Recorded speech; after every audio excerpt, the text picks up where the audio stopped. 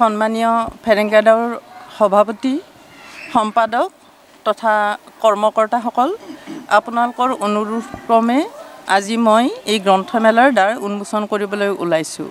আশা কৰিছোঁ গ্ৰন্থমেলাৰ যিটো বিক্ৰী সুন্দৰভাৱে হ'ব আৰু তেখেতসকলে ভৱিষ্যতে আকৌ এই গ্ৰন্থমেলা অনুষ্ঠিত কৰিবলৈ উৎসাহিত হ'ব। প্ৰথমতে মই আজি ফেৰেংগা উদ্যোগত যি মৰমলেণ্ডে আজি উন্মোচনী হয় পাতিলে কিতাপৰ ওপৰত, তাৰ ওপৰত মই অকণমানেই ক'ম। আজিকালি ল'ৰা ছোৱালী আচলতে টিভি আৰু মোবাইলতে সম্পূৰ্ণভাৱে ব্যস্ত। আগত যেনেকৈ সাধুৰ কিতাপ হওক বা আমাৰ গৰমৰ বন্ধত আমাৰ কি হৈছিলে, আইতা বা ককাসকলে বা ঘৰৰ বৰজনাসকলে ডাঙৰসকলে কি কৈছিলে, চোতালত বহি অকণমান সাধু শুনাইছিল বা বাহিৰৰ কিতাপ পঢ়িছিল। আজিকালি ল'ৰা ছোৱালীক আমি সেইখিনি সুবিধা দিব নোৱাৰোঁ, কিয়নো মাক বাপেকবিলাকো সম্পূৰ্ণ ব্যস্ত থাকে আৰু বাহিৰৰ কিতাপ পঢ়া সময়খিনি তেওঁলোকে কি কয়, মোবাইলটোৱে টিপে, ইউটিউবত বা কিবা চায়। সেইখিনিও মই বেয়া বুলি ক'ব যোৱা নাই, ইউটিউবত বা ফেচবুকতে হওক বা টিভিৰ পৰা দুটা শিক্ষা পাইছে। কিন্তু এতিয়া কিতাপখন পঢ়িবলৈ আমি তেওঁলোকক সুবিধা দিব লাগে, কোনখন কিতাপ পঢ়িলে ভাল হ'ব, কোনখন কিতাপ পঢ়িলে তেওঁলোকে শিক্ষা পাব। সেইখিনি দিশত যদি আমি তেওঁলোকক বুজাব পাৰোঁ, আমাৰ ল'ৰা ছোৱালীখিনি হয়তো উন্নতি দিশৰ ফালে আগবাঢ়িব, নহয়নে? আৰু আজি মৰমলেণ্ডত যিখিনি কিতাপ দিছে তাৰ ভিতৰত মই এখন চাইছোঁ, সেইখন হয়তো কৌস্তভমণি শইকীয়াই লিখিছে, কবিতা সংগ্ৰহ মানুহৰ পৰা মানুহলৈ। হয়তো এখন কিতাপ পঢ়ি ভাল লাগিব। ধন্যবাদেৰে মই এখন ল'ম। আৰু ল'ৰা ছোৱালীখিনিক তুমি যিটি কথা ক'লা, সিহঁতলৈও মই এটা শুভবাৰ্তা দিওঁ যে কিতাপ পঢ়িলে সঁচাকৈ ল'ৰা ছোৱালীখিনিয়ে বা আমাৰ নিজৰ সন্তানখিনিয়ে প্ৰগতি দিশত আগবাঢ়িব পাৰিব। তাৰ কাৰণে মই মৰমলেণ্ডলৈ বহুত শুভকামনা জনালোঁ। ভৱিষ্যতলৈ আকৌ লগ পোৱাৰ প্ৰতিশ্ৰুতিৰে ধন্যবাদ। এতিয়াতো ধৰক সৰু ল'ৰা ছোৱালীখিনি মানে পঢ়াৰ প্ৰতি আগ্ৰহী নোহোৱা হৈছে। আমি যেতিয়া সৰু আছিলোঁ তেতিয়া আমাৰ টিংকল, সফুৰা এইবিলাক আছিলে। এইবিলাক মানে আমি আহাৰ মাহেকীয়া হিচাপত আহে, আমি অপেক্ষাৰে ৰৈ থাকোঁ কেতিয়া আহিব, নেক্সটখন কেতিয়া আহিব। এতিয়া খালি টিভিত বাহিৰে সিহঁতে বা মোবাইলটো বেছি হৈছে। মই এই মৰমলেণ্ড আমাৰ গ্ৰন্থমেলা, মই ইয়াৰে সাংস্কৃতিক সম্পাদিকা। আমি প্ৰত্যেক বছৰে আমি গ্ৰন্থমেলা পাতোঁ। এইখিনি সময়ত পাতিলে এই কাৰণে এটাই উদ্দেশ্য যে শিশুখিনিৰ মাজত বা উঠি অহা যুৱচামৰ মাজত আমি যাতে এই পঢ়াৰ এটা ইয়াৰে মৰমলেণ্ডৰ যিটো গ্ৰন্থমেলাত আহি একোখন কিতাপ কিনি সিহঁতৰ যে এটা কিতাপৰ প্ৰতি আগ্ৰহ বাঢ়ে, তাৰ কাৰণে এইটো উদ্দেশ্য আৰু আমাৰ। গতিকে যদি বৌদ্ধিকটো আমাৰ দিনতা থাকে, বৌদ্ধিক যদি আমি চিন্তাটো উত্তৰণ কৰিব নোৱাৰোঁ, তেতিয়া সমাজ কেতিয়াও আগবাঢ়ি নাযায়। সেইকাৰণে ভাবোঁ যে গ্ৰন্থ অধ্যয়ন কৰিব লাগে। গ্ৰন্থ মানে সকলো গ্ৰন্থই নহয়, গ্ৰন্থৰ চিলেকশ্যন থাকিব লাগে, যিয়ে সমাজক কিবা দিব পাৰে, মানুহৰ বৌদ্ধিক চিন্তাত কিবা উত্তৰণ ঘটাব পাৰে, তেনেকুৱা কিতাপৰ প্ৰয়োজন আছে আৰু তেনেকুৱা কিতাপ পঢ়াটো উচিত বুলি মই ভাবোঁ। আৰু এই ধৰণে আমি এটা পৰিৱেশ তৈয়াৰ কৰাৰ কথা চেষ্টা কৰিছোঁ। কাৰণ এতিয়া নৱপ্ৰজন্মত দেখা গৈছে যে তেওঁলোকে বেছিভাগেই মোবাইলত ব্যস্ত থাকে।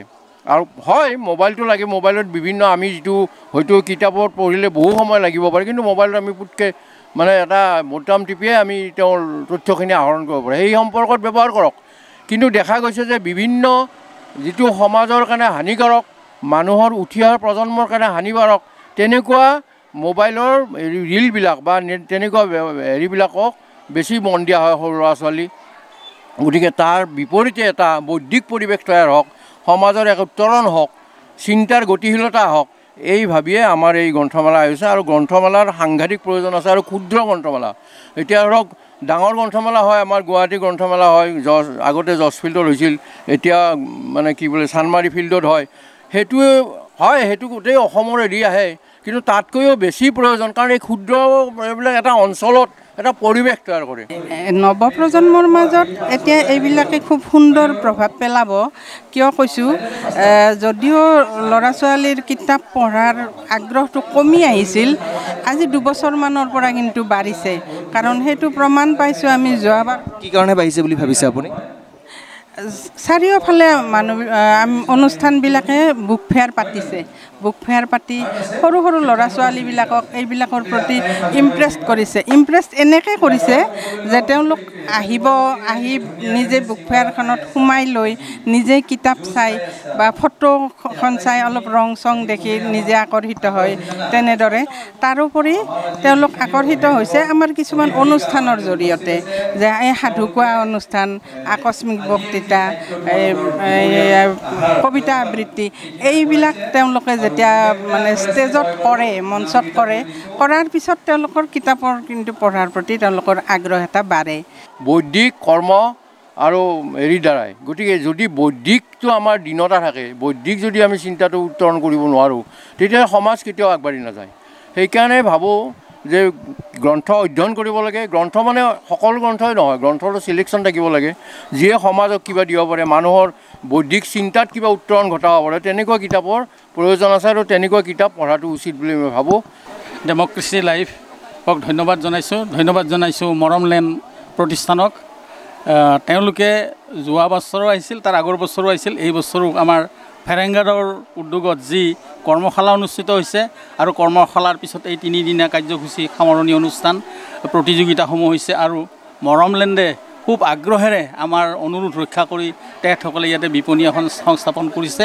আমি তেখেতসকলক ধন্যবাদ জ্ঞাপন কৰিছোঁ আৰু তেখেতসকলৰ যোগেদিয়েই আমি এই ছাত্ৰ ছাত্ৰীসকলক, যিহেতু টাউনৰ ভিতৰত গৈ পাণ বজাৰ নগ'লে এতিয়া কিতাপ দেখা নাপায়, গতিকে ল'ৰা ছোৱালীবিলাকে ইয়াতে অন্ততঃ চকুৰ আগত ধুনীয়াকৈ কিতাপবিলাক মুকলি কৰি দিয়াৰ লগে লগে দেখিবলৈ পাইছে আৰু তেওঁলোকে আগ্ৰহ কৰিছে, আমি কি কিতাপ কিনিম ছাৰ, এনেকৈ সুধিছে।